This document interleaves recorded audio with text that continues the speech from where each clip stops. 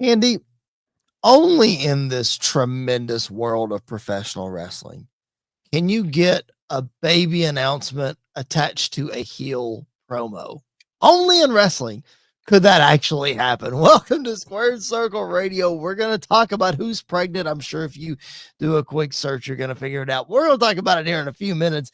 Thank you guys for being with us on a brand new live edition of the show. That's the Young Buck Andy York. My name is Chris Belcher, and City Kitty in the chat with us chiming in. We are here live with you after Monday Night Raw. If you're new to the show, thank you for being here. Subscribe to the channel if you like what you see, you like what you hear, and then join in the conversation in the chat. Andy, not an overly lively episode of Raw or SmackDown this week, but Andy, that's why they pay us the big bucks. We're still here to talk about it. Yeah, it's the last three shows have not been great, so I'm hoping that Friday we can pick it back up a little bit more. But even on these weeks where there's not a lot happening, they're still giving us little snippets of what's to come. So they're not totally boring episodes, but they're not always action packed or filled with anything special sometimes either. Yeah, for sure.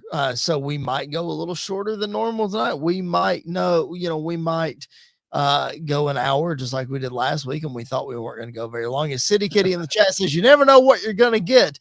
That's true with WWE and with Squared Circle Radio. So lock it in, folks. The show is for the fans, by the fans. Again, we appreciate you being here. Make sure that you like the show, subscribe to the show, share the show on your social medias. We would appreciate that. One quick scheduling note before we get into it, as I'm sure you guys heard on Raw tonight and on SmackDown last week, the next several shows, specifically Monday Night Raw as it pertains to our show, is going to be overseas, so an earlier start time. We are still going to go live during the evening time. So tune into social media for that at SQ_radio. I'm at Chris Belcher 24. Andy is at Andy_SQR.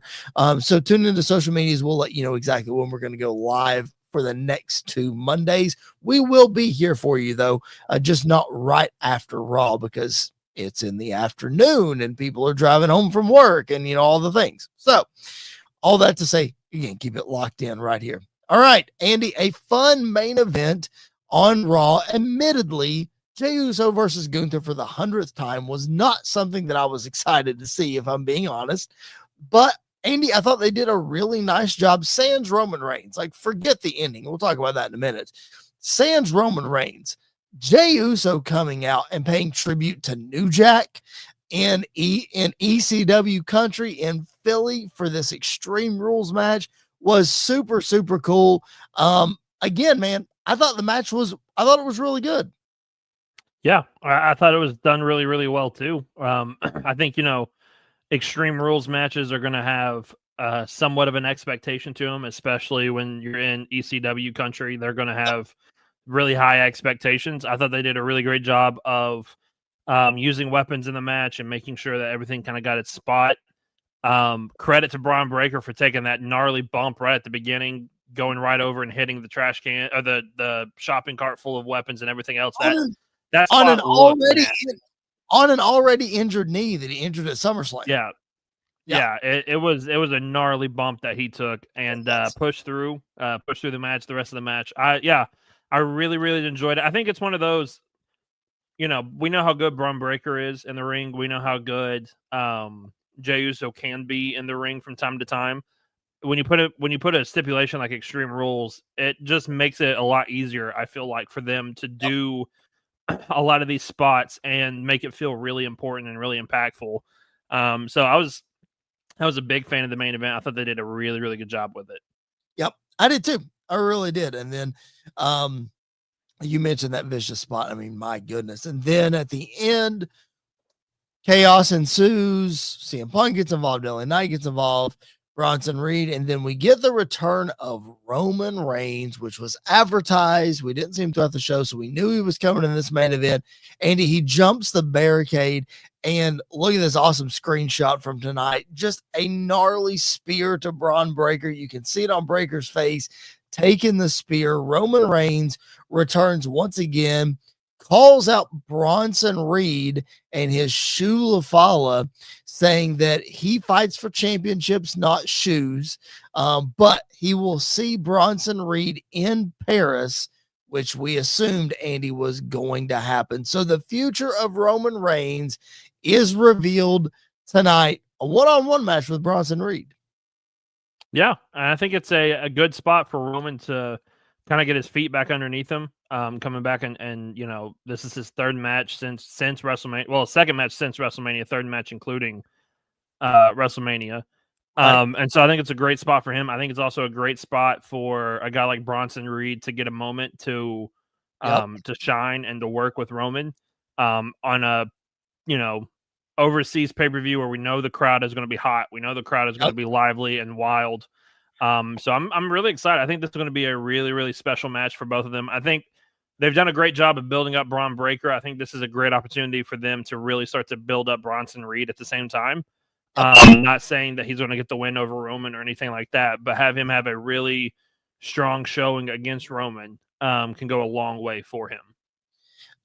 You know, we were all upset when Rhea Ripley versus Liv Morgan did not have the custody of Dominik Mysterio stipulation to it. Admittedly, I think we need a ladder match with shoes at the top for this Roman Reigns versus Bronson Reed match. I'm just saying, it would be great. It would be great.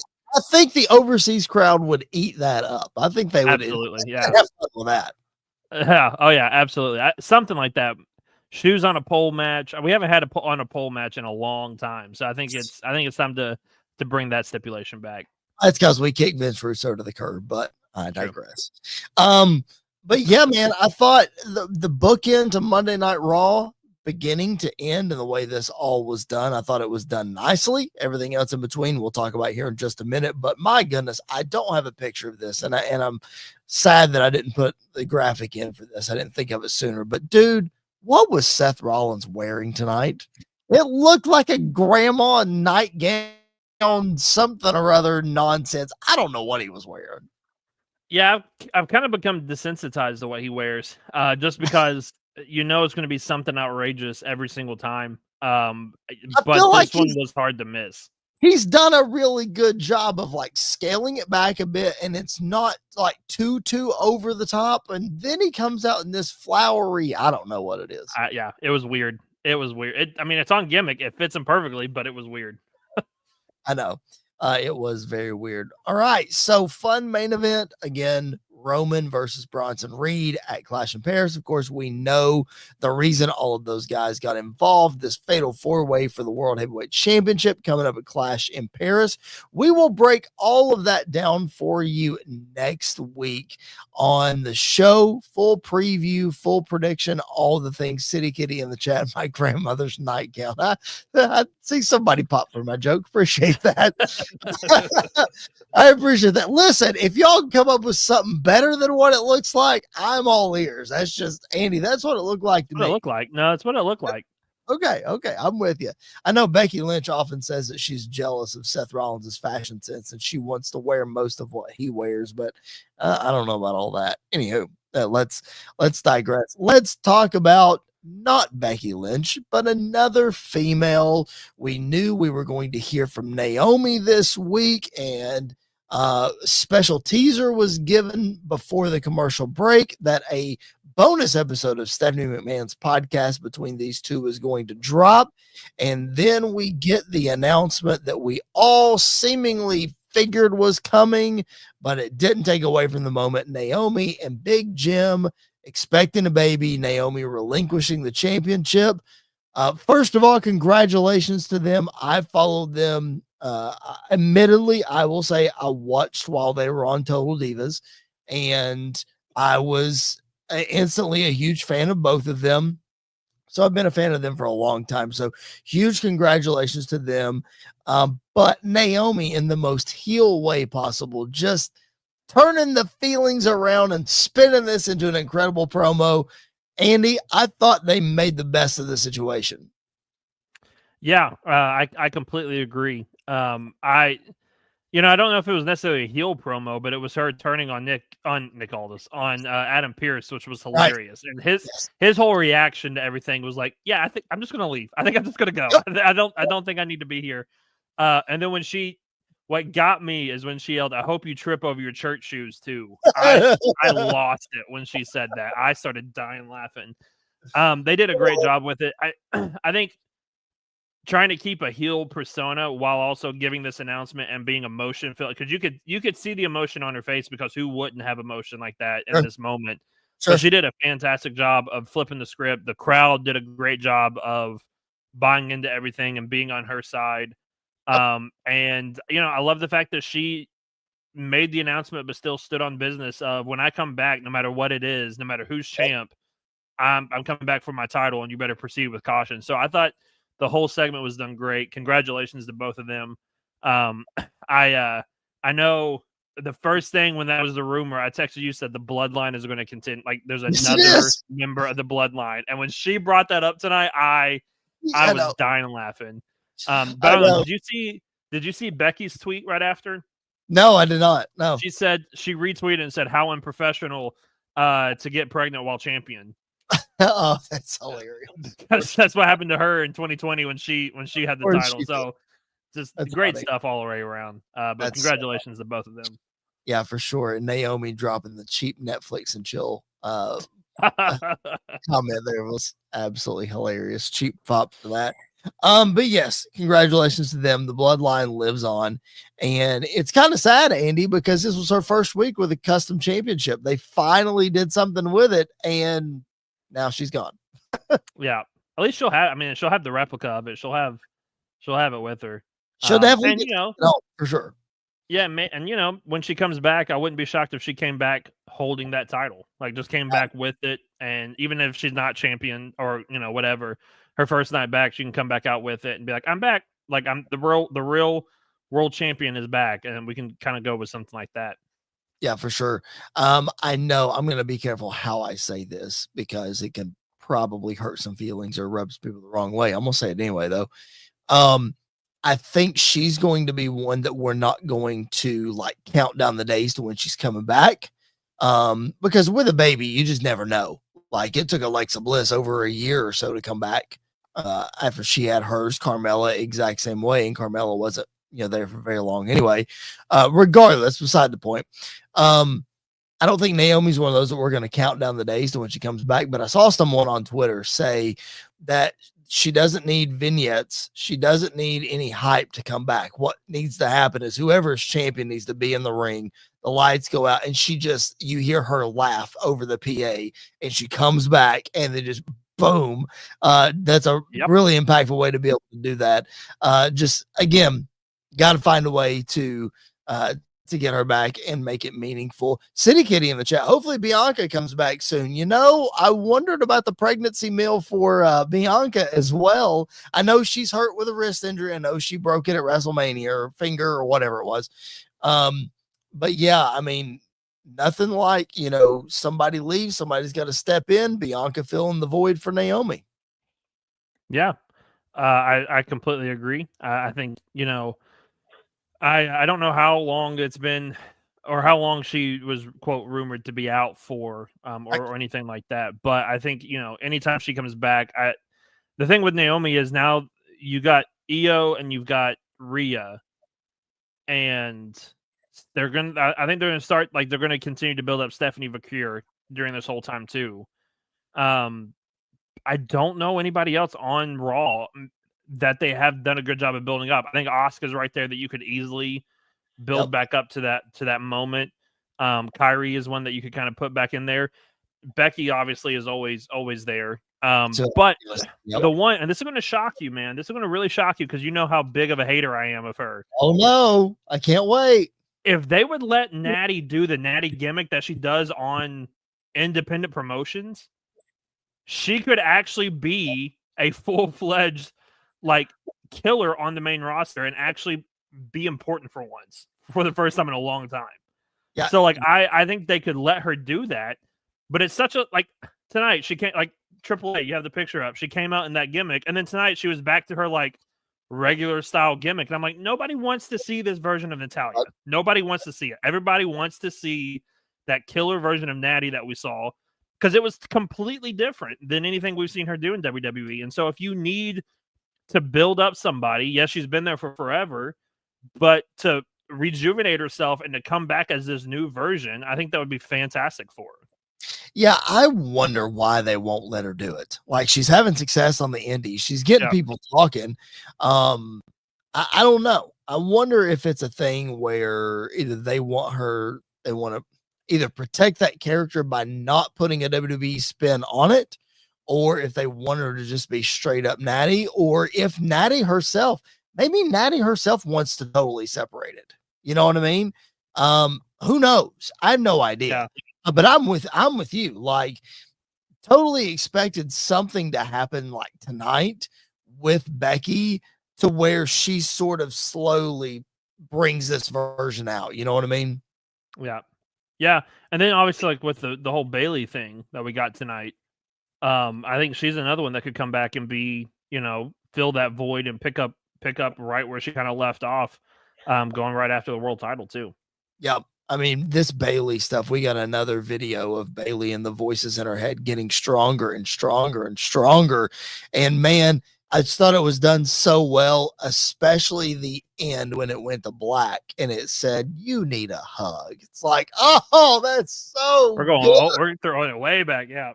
Oh, that was so good, man. And I love the flashbacks of the ding dong hello door and just all the stuff, man. I thought it was done really, really well. I'm anxious to see how they bring this in front of the people, like when they actually put it live and how it all works out. Yeah, I am too. But I think it's, I don't know what the gimmick is yet. I don't think anybody really fully gets what the gimmick is yet. Correct. The idea of her trying to fight being the evil Bailey and being the hugger Bailey, like both of those trying to get back out of her and trying to, resurface. I love the fact of her trying to fight that within her to become something different and something better. I think that's such a compelling story that they can tell with her. But again, like you said, how that translate from vignettes to week to week TV in the middle of the ring, what does that look like? I'd be very curious to see. Yeah, I know, me too. It's almost like Bailey's having her own Firefly Funhouse match, and she's having to go through this whole thing, and whatever. It's the female version of Randy Orton. The voices in her head of, are we going to get bald-headed 2009 Randy Orton that was punting everybody in the head, or are we getting the fun-loving, Matt Riddle version of Randy Orton? This is Matt Riddle. I did not expect to hear that name tonight. This is a long shot. So I'm going to say it just because we're fantasy booking this nonsense.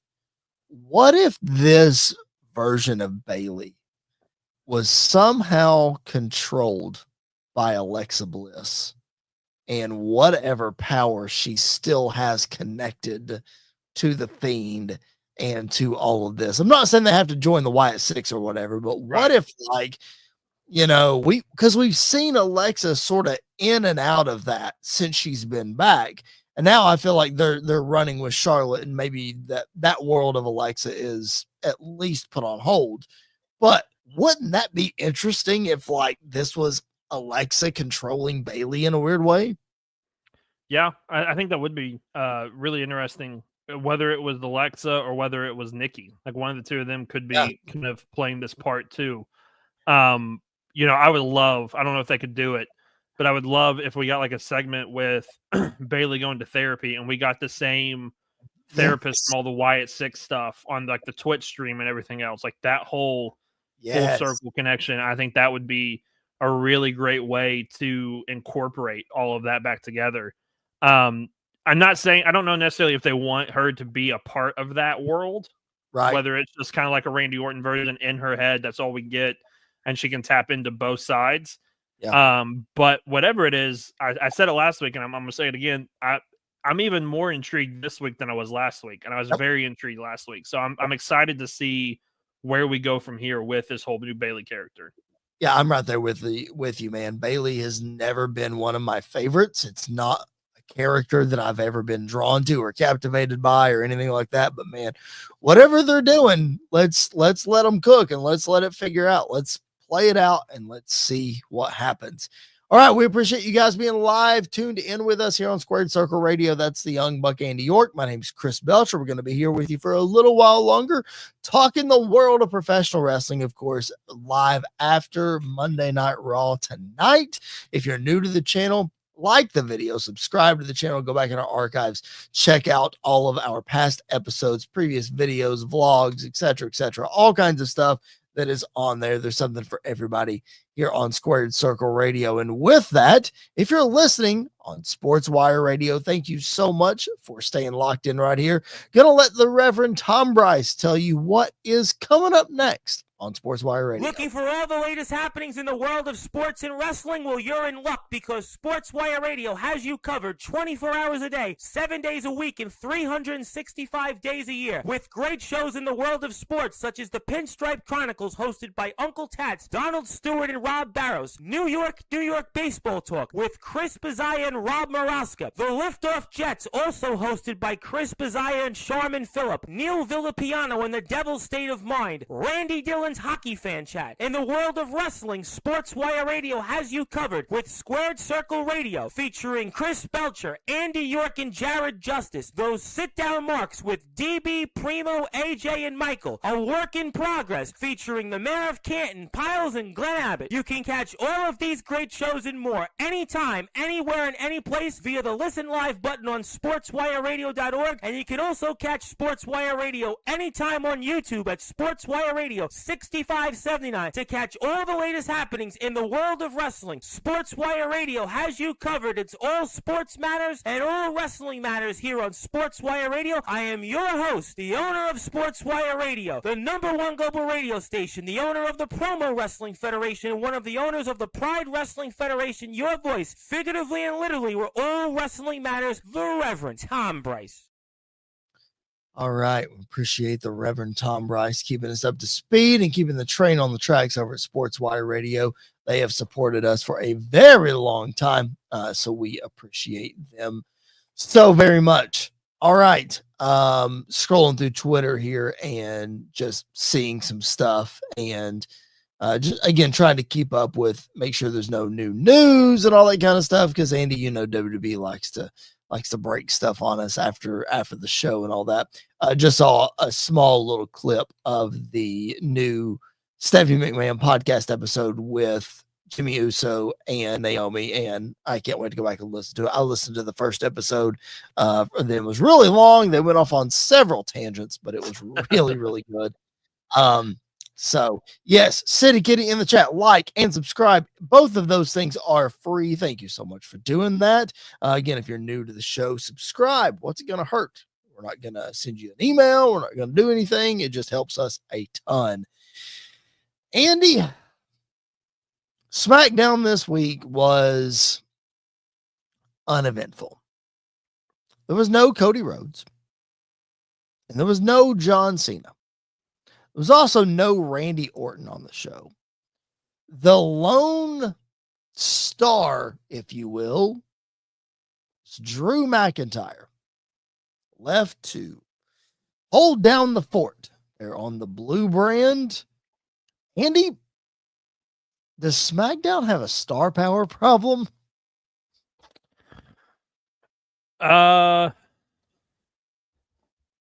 Yes and no. Okay. Because when everybody's there, then there's not enough room for everybody. Okay. But at the same time, you know, when you have 3 people and 2 of them are doing movies and everything else, and then you have one who, you know, whatever reason wasn't on, it kind of falls into that.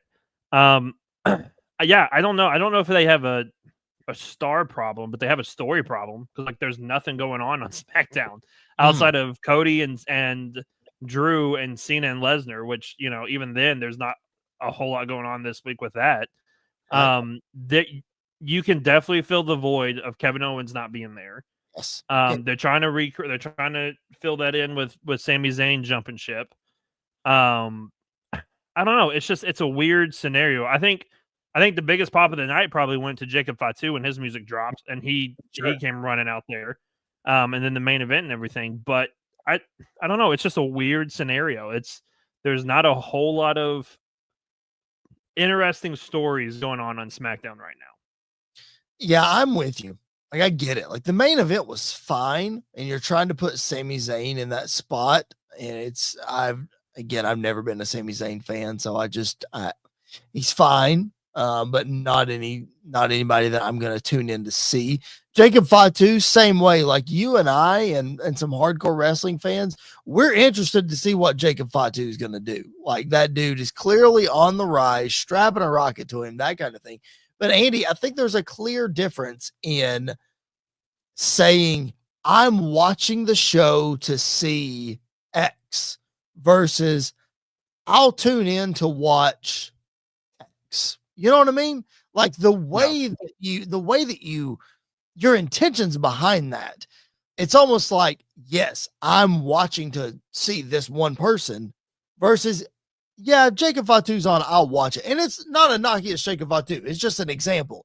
Like, I don't know. I think you're right. Maybe it's not a star power. Maybe it's a story problem, because we were sitting here talking before we were recording. It's like, man, in a week where it's not as eventful, I'd love to talk about some of these secondary stories, but are we really going to talk about Michin and Kiana James?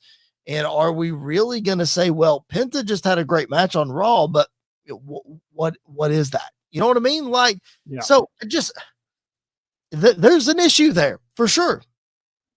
Yeah. I think that, I mean, you've got the Aleister Black, Damian Priest stuff that's happening, but I think Damian's still hurt or still out or whatever. So, that's not happening right now.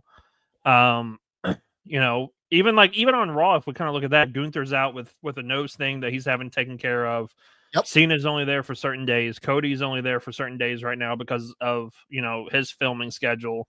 Yep. Randy's only there some of the time for whatever reason.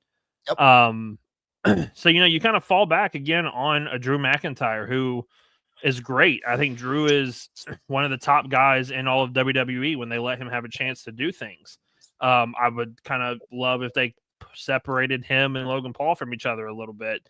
Yep. Because I totally forgot that match with Cena was even happening at Clash in Paris, because nothing was really brought up about it or anything. Right. So I don't know. Logan wasn't on the show either. Yeah. So I don't know.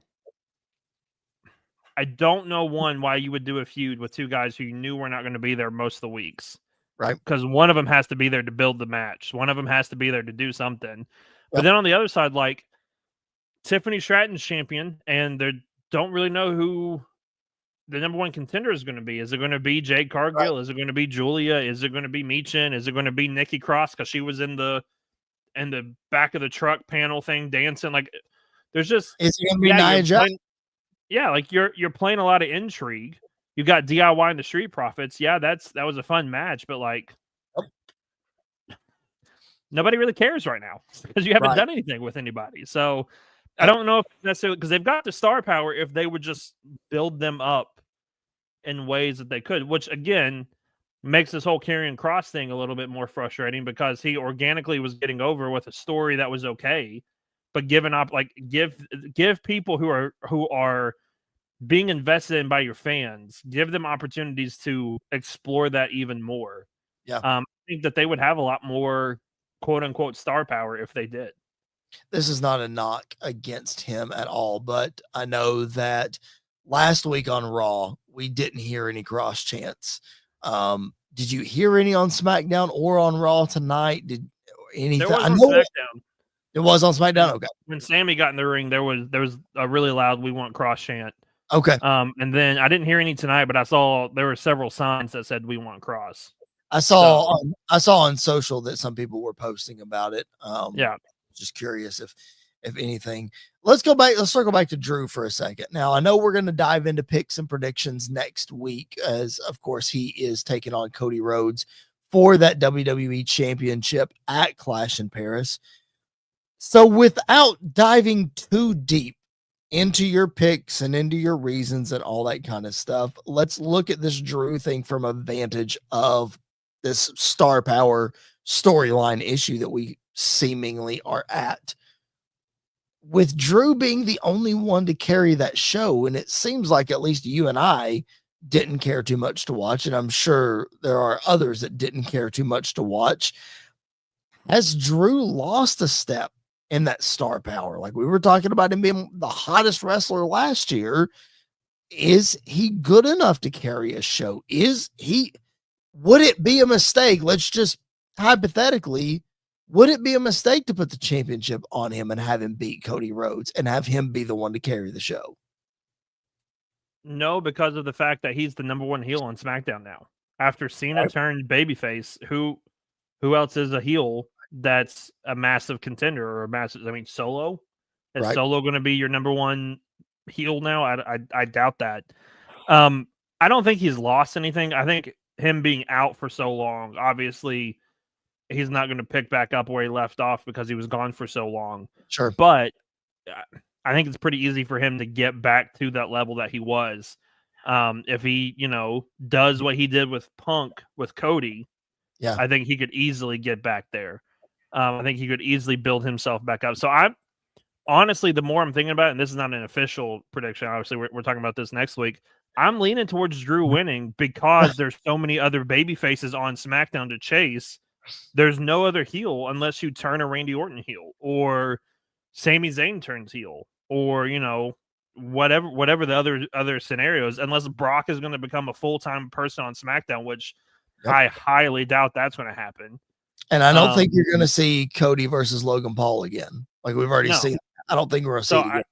I mean, at that point, you're out of options unless like an Aleister Black is going to get a massive push or, Andrade gets a massive push, turns heel and gets a massive push, or Gargano and Ciampa get a massive push, like somebody like that.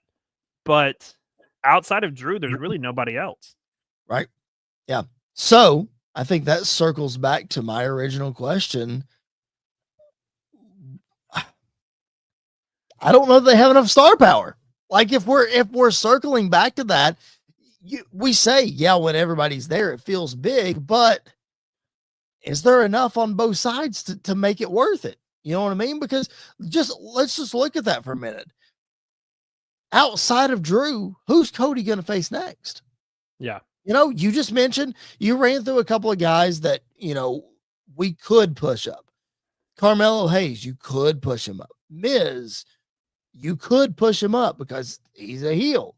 But like in reality, yes, we're about to head to Crown Jewel where Cody will face the Raw champion. So he's got to have something to do in between though. Like what would that be? Just another match with Drew, I guess? Maybe. I mean, maybe that's what they have planned is him and Drew have a trilogy that would take us to whatever that show would be. Yeah. War Games. Well, I think there's one before that too in there. Well, you got Clash or you got Crown Jewel in October and then the rumored one in September. But that's it. It's either supposed to be Bad Blood or WrestlePalooza, I think is one I saw. That's the rumors are floating around about that. I don't expect an announcement until the pay-per-view before. until next week, I would say. Or something. Next week.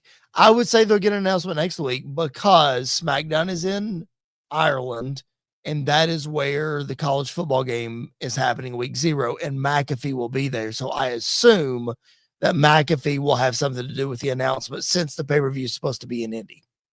That makes sense. If I had to bet. Just been guessing. City Kitty in the chat, when does cross-promotions trades happen? Well, we just got one last week with LA Knight and Sami Zayn, seemingly.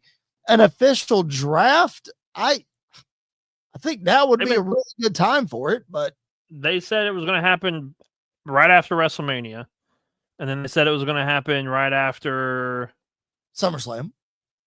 There was one in between WrestleMania and SummerSlam. Yep. And then they said there was going to be one after SummerSlam. So I don't think they know when they're doing it. No. The dirt sheets have no idea what they're talking about. It's clear right there. That is clear that the dirt sheets don't know. Andy, did WWE say when a draft was going to happen? No, but they never do. Okay. So They never do. but if the dirt sheets say, oh, it's going to happen here. Oh, wait, it's going to happen here. Oh, wait, it's going to happen here. Sounds to me like they don't have their facts straight. And maybe WWE doesn't know when they're going to do it, but they haven't said when they're going to do it. If you don't know when you're going to do it, though, then don't send out false information just to make people look like jerks. I hate that. I hate when WWE does that. I think that's such a petty move. Maybe they did, and maybe they didn't. Listen, after the Seth Rollins injury thing, I'm not putting anything past them like that anymore. They've lost all trust when it comes to stuff like that. Well, I can't say that they've lost trust from me because I called it from Jump Street.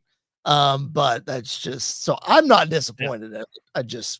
I wish they wouldn't do it, but I saw it coming. Yeah. We mentioned Natty earlier from TripleMania over the weekend. As we talk about some takeaways from that, because admittedly I didn't watch the show. I know you did, but I saw several things. Andy, this picture is not one that I thought I would ever see at TripleMania. If you're listening on podcast, I'll describe it for you. It's in front of the AAA TripleMania entrance set, Triple H, Shawn Michaels, and The Undertaker. And apparently The Undertaker is heavily involved in all of this. Man, what did you think watching this? And what do you think of that?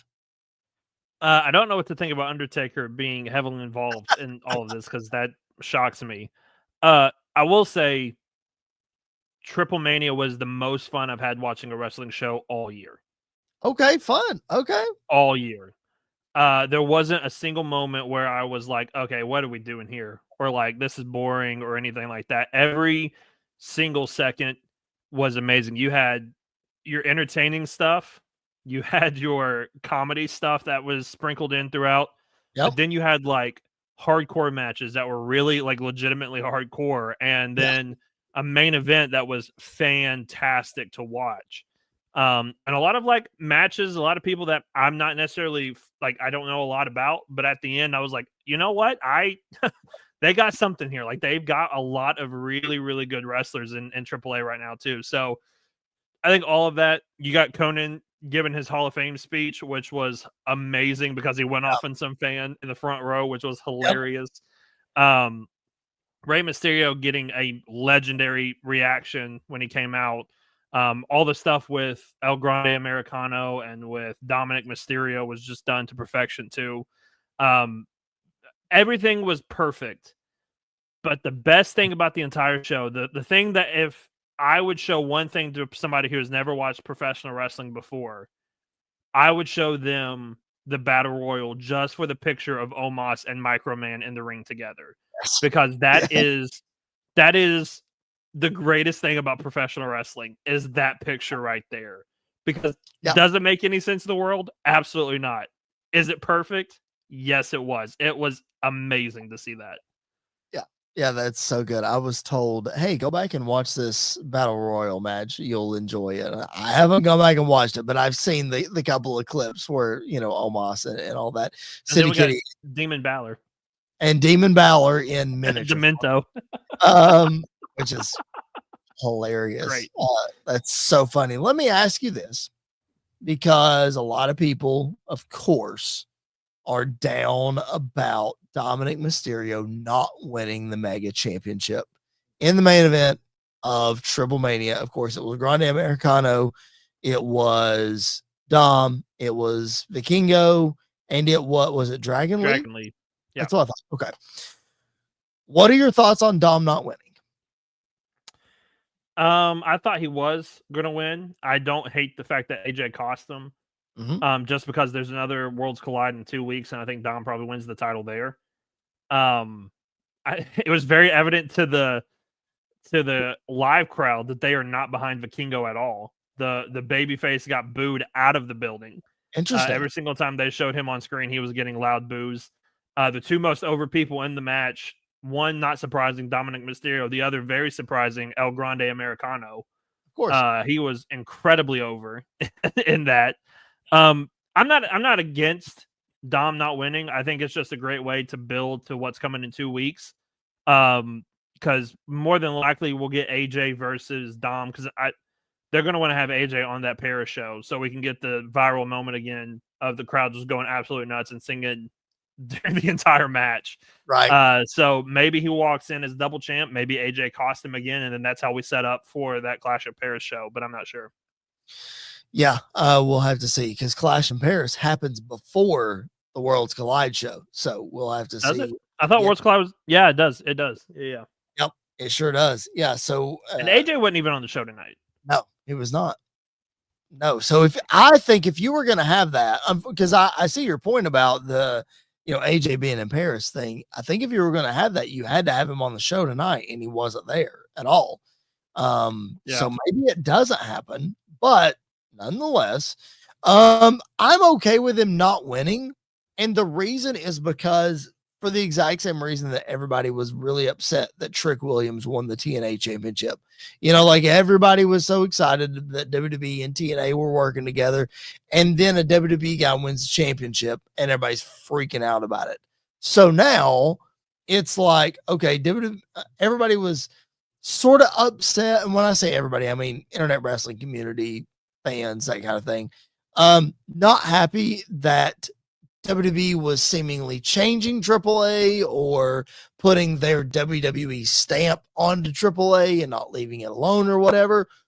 But then they had 3 WWE guys in the main event along with the AAA guy, and they put the AAA guy over.